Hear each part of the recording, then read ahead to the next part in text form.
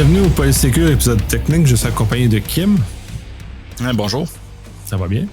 Très bien. C'est vendredi. C'est vendredi. Aujourd'hui, on va aborder le volet de recon, de reconnaissance, c'est-à-dire tous les éléments qui sont finalement préalables à l'exécution de l'attaque elle-même. On va commencer par le volet plus passif et on va glisser progressivement vers les volets plus actifs où il y a une intervention plus directe sur comment on l'exécute. Fait que je vais te laisser commencer par les premières stratégies passives.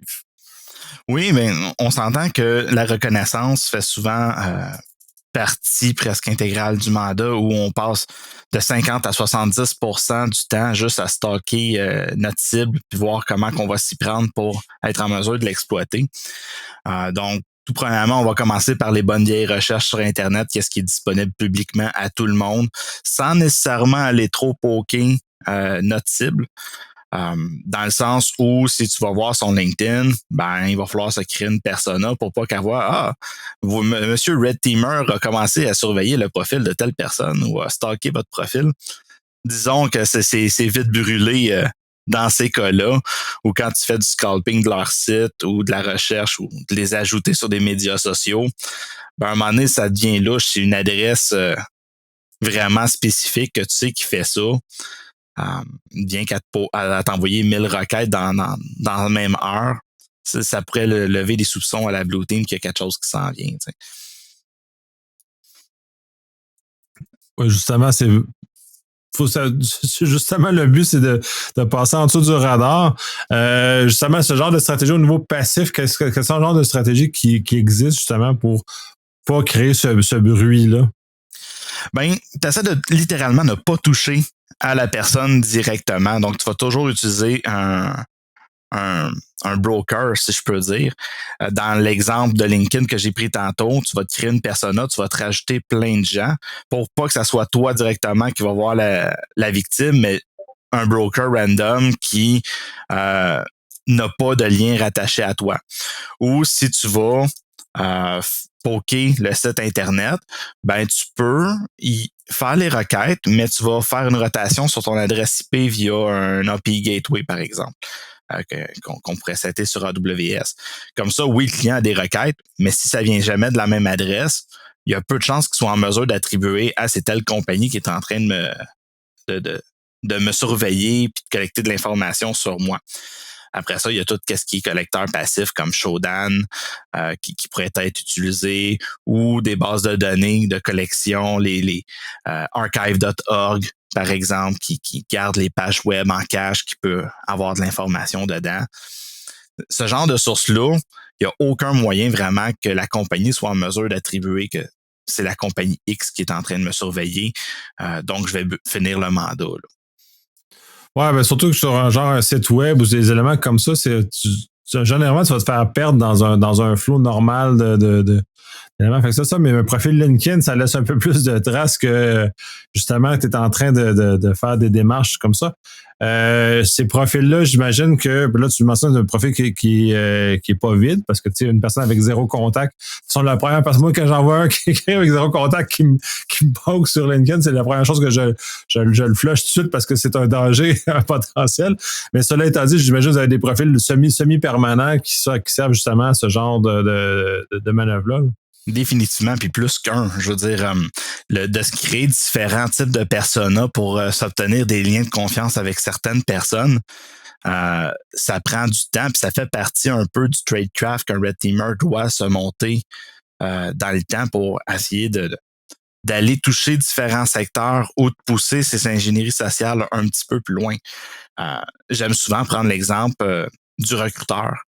Un recruteur, c'est facile de se monter pour lui un réseau de contacts sur LinkedIn de 800, 900, 1000 personnes et plus, voire parce que tout le monde va accepter la demande d'un recruteur parce qu'ils ont l'habitude d'offrir des jobs et on veut pas se brimer des opportunités potentielles. Fait que tout le monde clique oui sur un recruteur, surtout si il a brush up un peu son profil.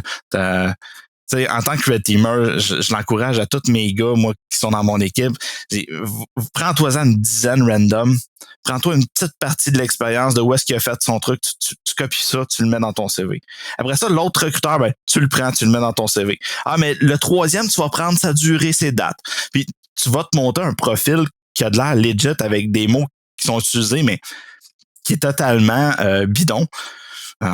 Puis ça te donne énormément de poids quand tu contactes quelqu'un juste pour downloader au pire ton fichier malicieux ou d'envoyer un CV comme j'ai vu tel poste intéressant. Bon, ben j'ai déjà une persona de sysadmin qui répond aux critères parce que je l'ai modifié un peu avant, donc a déjà un bon background. Je suis le candidat idéal, puis j'envoie mon CV à la personne, puis dans le CV, ben il y a un attachement malicieux ou quelque chose. C'est triste, mais les ventes et les gens qui font le RH sont souvent ceux qui sont les plus targetés.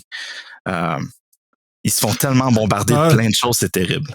C'est les cibles les plus faciles. Mais de mon expérience avec LinkedIn, entre autres, justement, il y a plein de choses parce que je dois avoir des faux profils qui sont liés à moi d'une façon ou d'une autre, là, parce que j'ai tellement de recruteurs qui existent. Mais les recruteurs, justement, c'est même pire que ça. Je fais même pas attention s'ils sont de recruteur. Je commence pas à analyser les choses. Ouais, c'est un recruteur X, bon, OK, on va le laisser passer.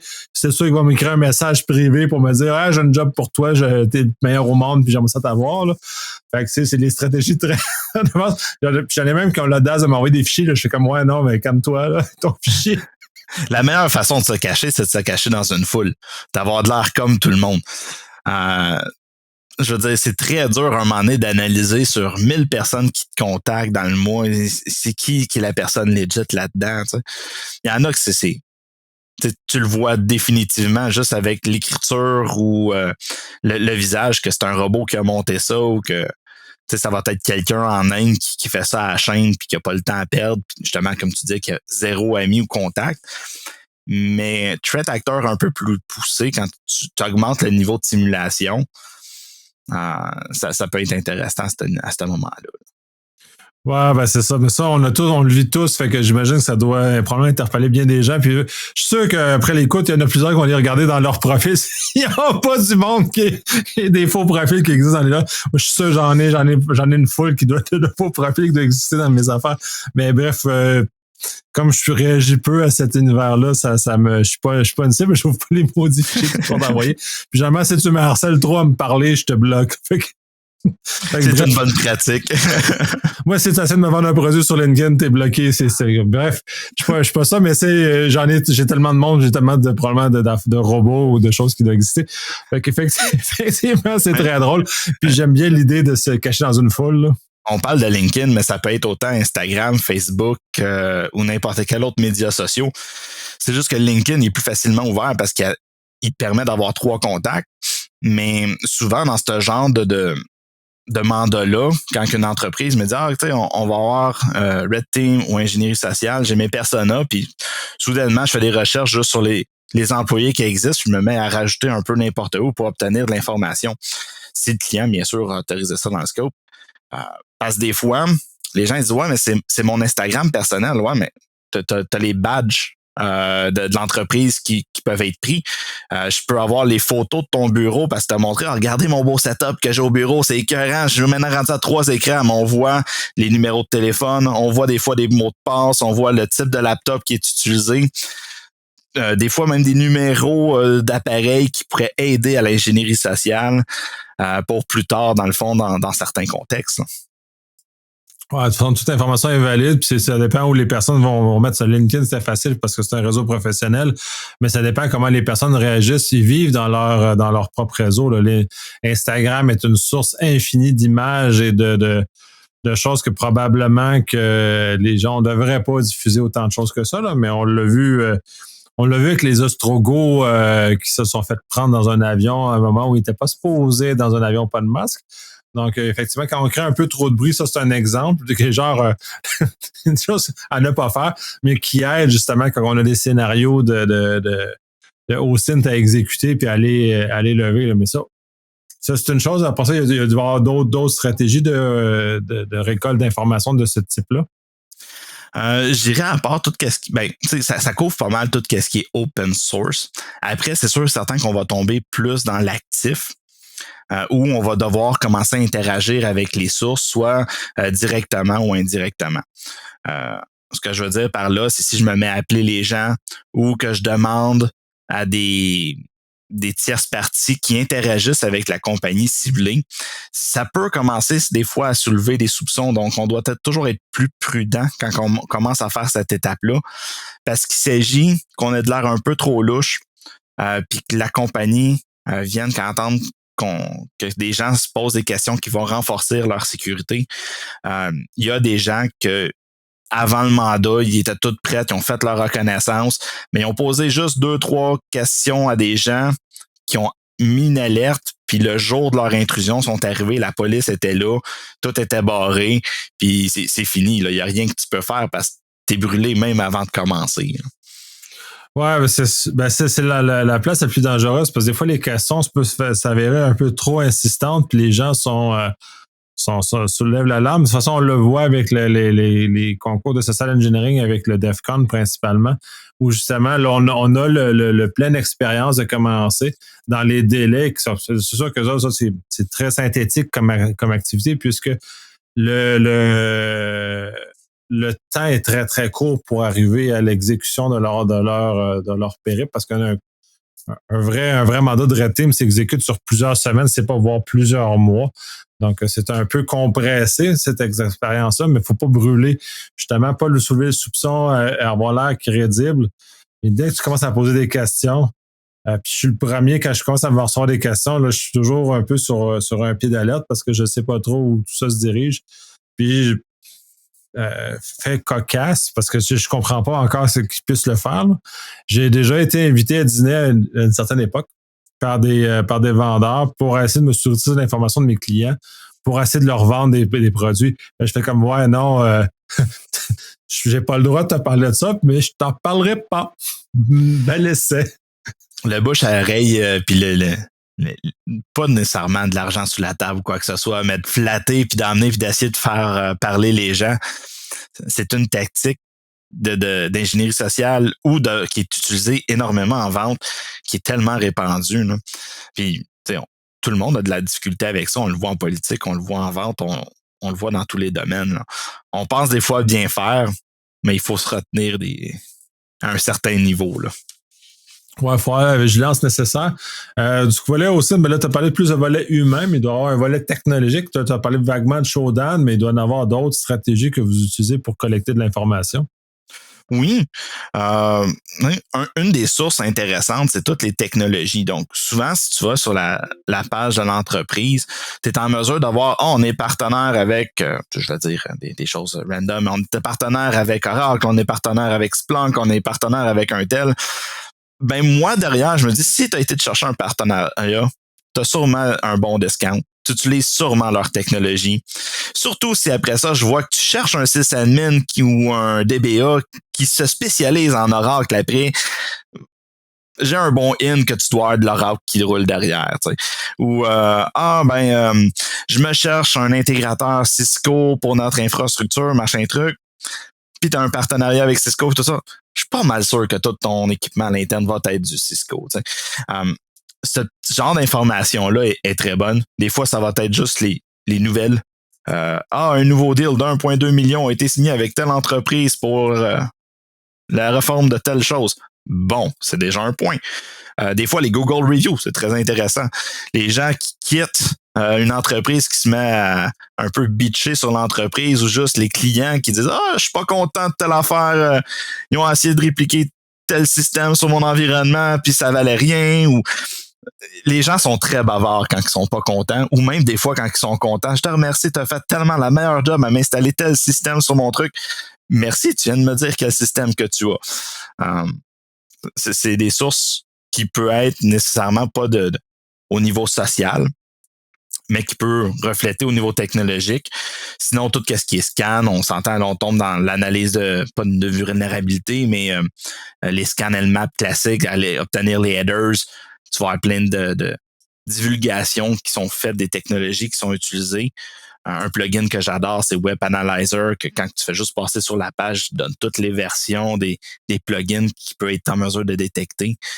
Donc, c'est des choses qui est facile à collecter, qu'il n'y a pas vraiment de façon de savoir que quelqu'un est en train de ramasser l'information sur toi pour emmener une attaque plus tard.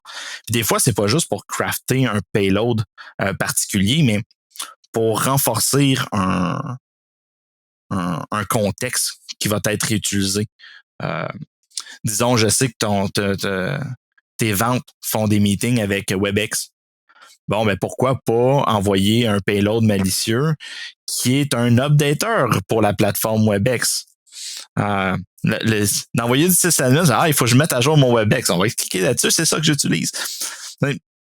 Ça peut être utilisé de telle façon. Ouais, ben oui, sur ces éléments-là. C'est ça, mais là, c'est ça, j'étais curieux de savoir à quel point vous utilisez des outils non bruyants, parce qu'un Nmap est de par nature très bruyant. Comme dans le fond, on fait un scan Nessus, puis on le voit passer là, gros.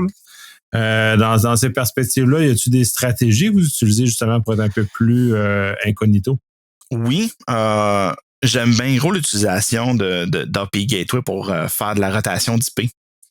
Ça rend la chose énormément difficile à tracker. Il y a beaucoup d'outils maintenant qui est en mesure d'y configurer un proxy avec des outils comme Fireprox qui existent où tu vas te setter un API Gateway dans AWS avec une couple de Lambda. Le Lambda reçoit la requête, il pitch ça à l'API. Lui, il se prend une adresse dans le pool d'AWS, puis il pitch la requête sur le site. À chaque requête que l'outil va faire, il va avoir une nouvelle adresse IP. Tu peux même randomiser le user agent. Donc, tu te fais une petite liste de user agents les 100 les plus connus. Donc, tu n'as jamais la même adresse IP, jamais le user agent qui est pareil. Essaie de découvrir que la personne vient de poker. C'est une très bonne tactique. Des fois, certains clients, les clients plus avancés, ils vont être en mesure de mapper les adresses de sortie des VPN.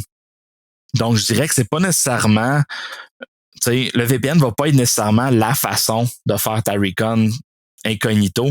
Parce que si tu as 1000 requêtes qui viennent toutes de la même adresse IP d'un VPN, tu sais très clairement que le gars essaie de se cacher, peut-être d'une façon un peu boboche, mais il essaie quand même de cacher son identité. Tu sauras pas c'est qui, mais tu sais qu'il y a une attaque qui va peut-être s'en venir. C'est pour ça que j'aime de se cacher au travers de la foule. Et on s'entend aussi que de filtrer sur une adresse IP, c'est facile de sortir 1000 logs de tes trucs, même si c'est fait dans le temps. Mais si je le fais sur des choses random, difficiles à avoir un certain pattern, étendu sur le temps, donc je le fais pas tout. Demain matin, je me lève, je m'attaque à toi, tu vas avoir plein d'alertes, mais je me donne 2 mois. Tu sais, dans 2 mois de temps perdu, je vais aller checker tel site. Je vais aller checker tel autre site. Puis d'attendre 2-3 jours, je vais checker telle personne. De corréler ça ensemble, le nombre de data que tu dois, sauvegarder dans tes logs pour une Blue Team est énorme. Il y a peu de compagnies que je sais qui vont garder plus que 7 jours, voire une semaine, 2 semaines ou un mois de data. Donc, à un moment donné, tu viens qu'à perdre la possibilité de recréer un nouveau pattern. Donc, le temps peut être un facteur déterminant. Si on pense à la NSA, s'il y en a bien un qui s'est fait avoir de façon, tu sais, pas 100% passif, parce que 100% passif, c'est tu touches jamais à la target. Mais de façon active, sans qu'ils le voient nécessairement, c'est bien eux. Ou la personne a réussi à rentrer dans leur système un moment donné puis de voler des trucs comme Eternal Blue et tout ça. Mais elle n'a pas fait ça du jour au lendemain, de dire, OK, aujourd'hui, j'attaque la NSA, go, on rentre, clac. Non. Ça a été un travail de plusieurs mois, voire plusieurs années, tu sais. Entre autres, puis de toute façon, je pense pas qu'il y avait une cible particulière. Ils ont pas fait comme on va aller voler Eternal Blue. Ils ont fait comme on va rentrer et on va regarder ce qui nous est disponible un peu. Puis d'ailleurs, de toute façon, à certains égards, les malveillants de type rançon logiciel vont souvent faire ça. Ils vont rentrer, vont faire une première exploration, voir si c'est de l'information sensible à exfiltrer. Puis basé sur ça, ensuite, ils vont faire du chantage spécifique aux choses. Le petit avantage qu'on a au Québec, c'est généralement ils ont bien de la misère avec le français.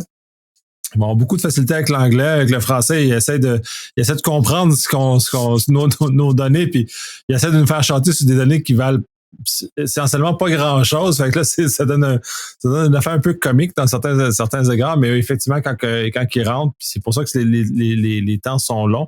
Dans le fond, dans votre recon aussi, le temps est long. c'est d'aller chercher, voir qu'est-ce qui est intéressant. L'avantage que vous avez, c'est que les cibles sont déclarées.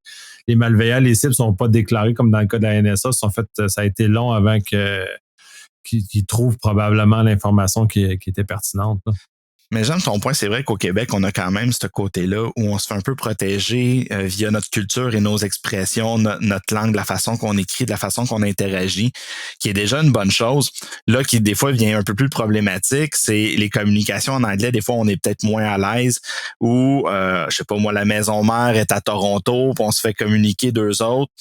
Des fois, ça peut rendre certaines entreprises qui sont dans plusieurs provinces à risque. Vu qu'ils vont être moins à l'aise. On l'a vu, ou même à l'interne, ces fois, des compagnies où on fait une campagne de phishing, ils se sont fait racheter, ils connaissent pas la maison mère, ils sont un peu partout dans le monde. Ça te donne tellement de possibilités pour te faire passer pour quelqu'un. Puis là, essaie de valider. T'es pas au courant de qu'est-ce qui est normal dans ce nouveau contexte-là. Même principe que d'essayer de soutirer des informations à un stagiaire. Il sait pas si c'est normal, ce genre d'interaction-là via les employés. C'est aussi une très bonne cible. Ouais, ben c'est ça devient plus compliqué. Puis effectivement, ça, c'est l'autre stratégie. Ben là, d'utiliser l'anglais ou une autre langue, tout dépendant du contexte. On va avoir tendance à vouloir essayer de bien faire. Et d'autant plus essayer de bien faire dans une langue qui n'est pas la nôtre, donc on va faire un effort particulier. C'est très intéressant, cet axe-là. Si on met un peu plus vers les attaques un peu plus actives, c'est-à-dire là, on va toucher de façon plus forcée. Tu mentionnais justement de faire attention pour ne pas brûler ses cibles, mais il y a beaucoup de stratégies à prendre, puis justement d'amorcer le volet plus actif. Oui, mais c'est toujours dépendamment de c'est quoi l'objectif à atteindre ou qu'est-ce qui est à faire. Si c'est de mettre, exemple, un malware sur un système puis de réussir à faire du mouvement latéral à l'interne, c'est red team totalement informatique. Tu vas essayer de chercher c'est quoi les informations qui roulent, c'est quoi les versions, c'est quoi l'antivirus, un peu les concours qu'on fait d'ingénierie sociale. On l'a vu au WACFest, on l'a vu à DEF CON. C'est une grille d'informations qui est très pertinente et que les gens essaient toujours de savoir. Si tu me dis que tu roules du Windows 10, que tu utilises du McAfee à l'interne, ben ça me donne déjà un bon in que je vais pas essayer d'installer un Sophos sur du Windows 11 puis de voir est-ce que je suis capable de le bypasser. La militarisation de tes payloads est un autre aspect qui est très technique, mais c'est vite facile de brûler du temps dans le beurre sur quelque chose qui n'existe pas au final. T'es mieux de prendre une semaine ou deux de reconnaissance pour travailler sur le bon sujet que de juste tenter différents payloads, puis à un moment donné, tu peux être capable de rien faire chez ton client.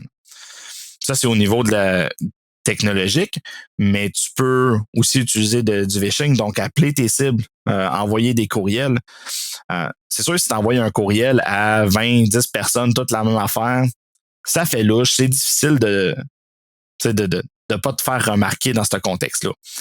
Mais si tu te fais un petit G Suite gratuit avec un nom de domaine qui t'a coûté 2$, t'as de l'air legit, t'as un courriel qui vient d'une entreprise, tu contactes les ventes pour une question X, savoir est-ce que vous avez telle affaire, je veux savoir si vous maîtrisez bien le produit. Le vendeur te répond ah oui, on a ça. Bon, ferme ton trial G Suite, crée-toi un autre domaine, un autre G Suite, contacte-en un autre pour une autre question. Tranquillement, pas vite, tu es capable d'avoir de l'information privilégiée qui apparaît pas à l'externe, puis tu as monté dans le fond une base que tu vas pouvoir utiliser après.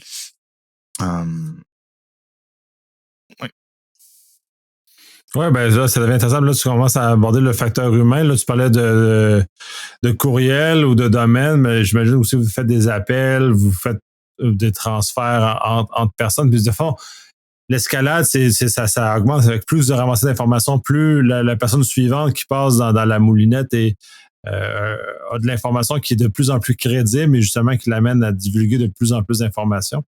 C'est sûr, plus que tu vas deep avec l'humain, plus que tu dois faire attention puis tu dois échelonner dans le temps.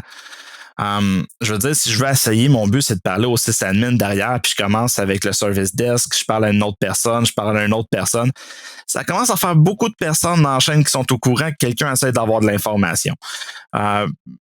Plus que tu parles avec des gens, plus qu'il y a de chances que au final, ton information soit brûlée ou que les employés se mettent à parler entre eux autres comme « Hey, j'ai reçu un appel de telle chose. Ah, moi aussi. Ah, moi aussi. » Ah, ben, c'est louche, là. On s'entend que normalement, dans ton day-to-day, tu es à job, tu te fais dire « Ah, il me faut telle information. » OK. Qu'est-ce que tu fais? Il faut toujours penser, c'est quoi qu'un employé legit dans cette position-là ferait? J'appelle la compagnie pour savoir le numéro d'une pièce. Exemple, là, j'ai besoin de savoir le numéro de la salle de serveur. Bon, ben, je vais essayer de réfléchir à mon contexte, un réaménagement pour une inspection, disons, d'amiante ou whatever. Bon, ben, si tu appelles la compagnie 10 fois pour savoir c'est quoi le numéro de la salle de serveur, c'est louche. On s'entend que si l'employé te dit « Je ne sais pas pantoute qui peut t'aider sur le sujet », soit peut-être pas à bonne place. Peut-être qu'il peut vraiment pas t'aider. Peut-être qu'il ne voudra pas t'aider non plus. Mais de rappeler de nouveau t'aidera pas plus puis il risque de te nuire plus que d'autres choses. T'es mieux d'essayer de penser à un autre sujet ou une autre façon d'obtenir l'information puis de faire appeler ton collègue avec quelque chose de totalement non relié quelques semaines plus tard pour justement qu'il n'y ait pas de liaison ensemble. Même principe que les logs, il y a une limite à ta mémoire sur un petit call comme ça que ton cerveau va retenir dans l'immédiat où tu feras peut-être pas le lien comme « Ah, c'est vrai, là, 3 semaines, quelqu'un m'a appelé pour un truc d'amiante quand tu te fais appeler présentement pour un déplacement de mobilier ou quelque chose comme ça. » Ouais, intéressant. Puis, oui, très intéressant. Là. Je me regarde juste comment moi je réagirais par rapport à ce genre de situation-là. Puis un peu aussi, on le voit, là, c'est ce que tu mentionnes aussi, on le voit un peu dans les films, entre autres. Là. C'est sûr que c'est exagéré, là, on s'entend là, que ça ce qui représente comme dans CSI se fait ce qu'il fait en une demi-heure se fait genre en 3 semaines ou en 3 mois dans la vraie vie. Là. Mais c'est très intéressant de voir justement les fenêtres de temps. Puis dans le contexte d'exécution de mandat, parce que là, si ça prend 3, 6 ou 9 mois avant d'exécuter tout le salaud d'un recon qui est préalable, j'imagine que c'est prévu au contrat de cette nature-là. Oui, ben c'est sûr et certain qu'il ne faut pas que ton client, quand tu signes une Red Team, qu'il se dise « Ah, je m'attends que dans 2 semaines, j'ai mon rapport. » Oui, OK. Il y a 0 recon. Tout est ce qu'on avait déjà parlé dans un autre épisode où c'est quoi le niveau de threat actor tu veux simuler. Si je suis un étudiant qui est juste vengeful puis je rentre, on s'entend que je suis capable de t'émettre ton rapport dans 2 semaines, 2-3 semaines parce que j'ai pas de recon à faire. Je vais rentrer, je vais essayer de break-in, faire quelque chose puis d'improviser. Si je suis une autre entreprise qui essaie d'espionner ou d'implanter des appareils de surveillance, pas au niveau de state actor, mais juste un entre deux, prendre 2-3 mois le temps d'analyser qu'est-ce qui se passe à différents moments de différentes journées ou de semaines est totalement legit pour un client. Pour avoir le vrai feeling de qu'est-ce qui peut se passer, d'avoir de quoi de préméditer, comme qu'on dirait. Puis on s'entend que c'est sûr et certain que tu vas pas être 12 heures dans ton char à juste surveiller la porte pendant 2 semaines de temps pour absolument avoir tous les allées et venues. Ça serait vraiment plus state actor. Mais une journée, juste, OK, quand est-ce que les employés rentrent au bureau? C'est quoi le beat normal? Ah, tu vois qu'il y a une vague à 7h30, à 8h. OK, c'est bon. Quand est-ce qu'ils vont dîner? Ah, ils n'ont pas l'air de sortir par la même porte quand ils vont dîner. Ah, ils sortent tout en avant. On va aller en avant. On check. OK, ils utilisent plusieurs portes. C'est bon. Ça donne un contexte où ne pas aller à certaines heures. Quand est-ce qu'ils sortent le soir? Ah, ils sortent là. Comment ils sont habillés? On s'entend que si tu essaies de rentrer à une tour, exemple la BNC ou Hydro-Québec, puis tu es habillé en coverall, ben à moins que tu sois passé pour quelqu'un de l'immeuble ou quelque chose et même encore, ça fait louche. Mais vas-y en veston cravate, pas en veston cravate, mais juste une chemise puis un pantalon propre avec un lanyard. Déjà là, il y a pas mal plus de chances que tu fites parmi la masse des gens qui ont là. Tu vas peut-être avoir de l'air d'un client, tu vas peut-être avoir de l'air d'un nouvel employé. Who knows? Mais ça fait déjà plus. Par contre, tu arrives en chemise puis pantalon propre dans des places qui sont beaucoup plus petites. Exemple, que je pourrais prendre une ville ou une entreprise privée, une usine. Tu vas clasher solide avec ta chemise puis ton pantalon propre. Là. Puis même principe, si tu n'as pas pris le temps d'user tes vêtements, tu te prépares tout ton contexte, tu arrives, tu as un beau pantalon neuf qui est shiny, il y a encore presque l'étiquette dessus. Là. il y a bien des chances que quelqu'un, soit qui te dise que tu travailles pas fort ou que tu as de l'air un peu suspect. C'était un des deux. Oui, il faut fitter dans le rôle tout le temps. C'est ça aussi. Puis ça revient, tout ça est une pièce de théâtre. Puis il faut la jouer dans le rôle dans lequel on est supposé être, puis ça va aider. Dans mon quotidien, sans faire du red team, je dirais, c'est normal d'adapter le contexte, mais c'est d'autant plus intéressant que dans un contexte de red team, c'est vraiment respecté et probablement étudié en amont, parce que quand tu te présentes dans l'usine ou dans le bureau, ben, tu l'as fait le recon avant, qui te prépare comme personne à t'habiller justement sur le bon set ou sur la bonne façon, justement, pour pouvoir avoir l'air d'un bouffon qui se présente sur place puis de complètement blower ton cover, là. Ça, c'est le côté physique, mais c'est la même chose aussi quand tu appelles les gens. À un moment donné, tu viens qu'à voir c'est quoi le pattern des courriels, comment ils écrivent avec leur bloc signature. Certains départements mettent le bloc complet, d'autres départements le mettent pas. Tu vas avoir des gens dans l'entreprise qui vont mettre juste leur nom, d'autres vont avoir le titre. Si tu viens qu'à vouloir te faire passer pour quelqu'un, c'est bon de savoir comment il interagit avec ses collègues aussi. Je me souviens, on avait fait une campagne un moment donné où notre point, ça a été littéralement on a contacté une personne. Elle a dit OK, je te recontacte bientôt. Bon, on a attendu un peu. On a su qu'elle était partie en vacances. On a recontacté l'entreprise et telle personne me dit qu'elle m'enverrait l'information. Je l'ai toujours pas reçue. Puis tu sais, on a modifié un peu le courriel qu'on avait reçu pour que ça allait être l'air comme un reply qui a été vers, dans le fond, une mailbox redirigée. Et la personne a fait ma collègue t'a déjà parlé. Ça veut dire que t'es déjà legit. Il y a déjà eu un screening qui a été fait à ce niveau-là. Puis tu sais à quoi t'attendre comme signature, tu sais à quoi t'attendre comme retour de la personne. T'as déjà réussi à parler avec eux autres. Peut-être que t'as parlé avec eux autres, puis la façon que t'as interagi, t'as totalement brûlé. Ben, tu vas refaire quelque chose avec un autre non-client, mais cette fois-ci, tu vas savoir comment t'y prendre. Fait qu'il faut pas non plus avoir peur de se brûler dans certains contextes, tant si longtemps que ça soit pas final. T'sais. Ouais, c'est ça la question que je vais analyser, puis ça a bien abordé. Comment tu détectes que tu as été brûlé? Parce que des fois, c'est pas nécessairement évident que c'est apparent que tu as été brûlé.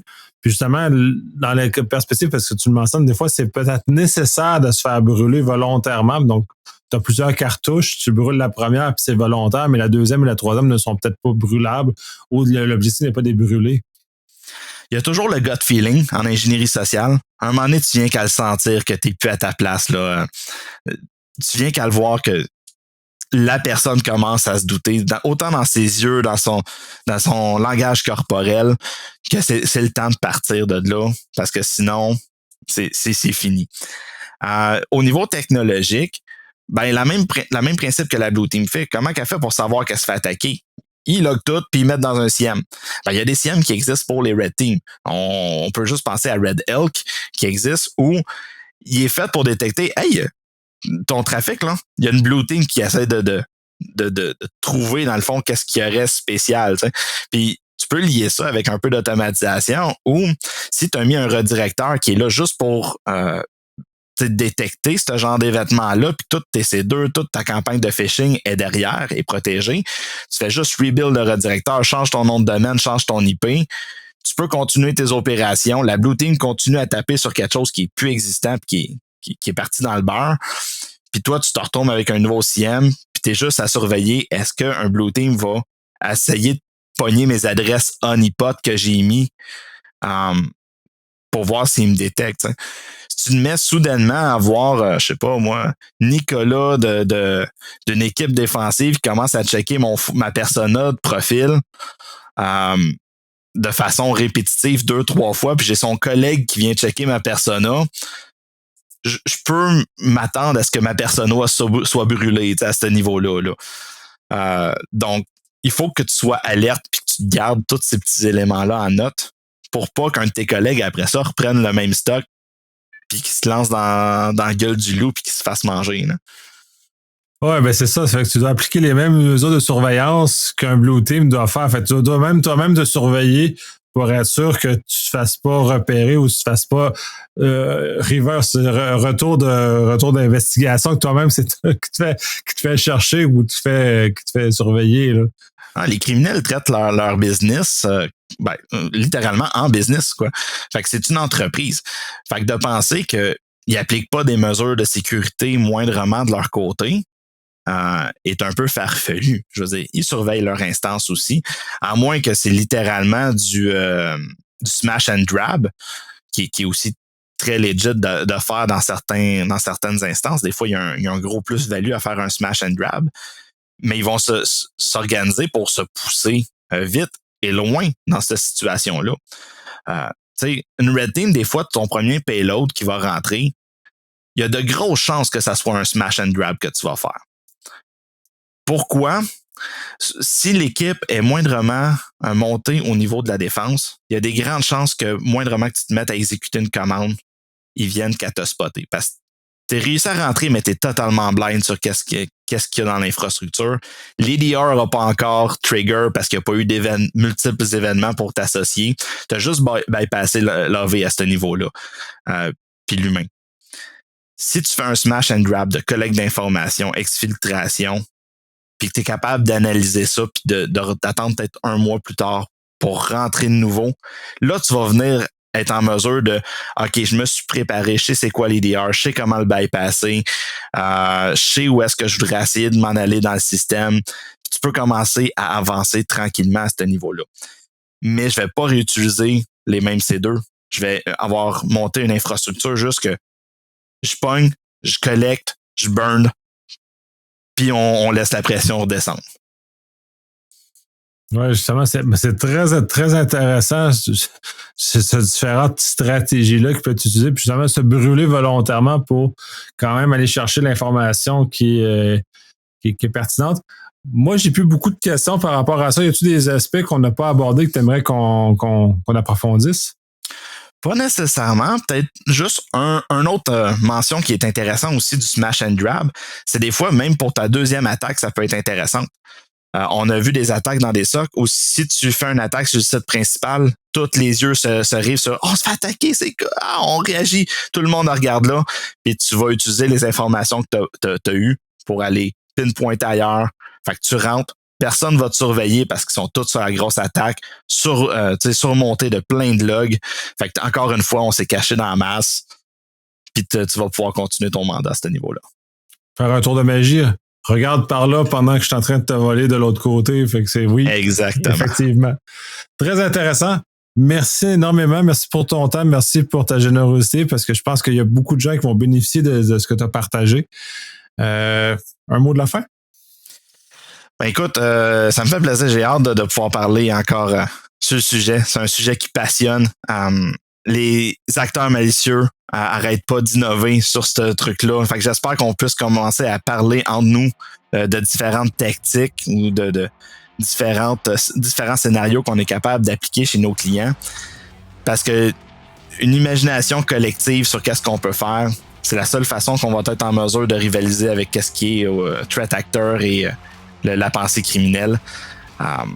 On pense des fois que c'est le bozo du coin qui commet les crimes, mais ils peuvent être très intelligents et très imaginatifs quand il s'agit de commettre un crime. Il faut être de la même façon puis de mettre nos ressources ensemble.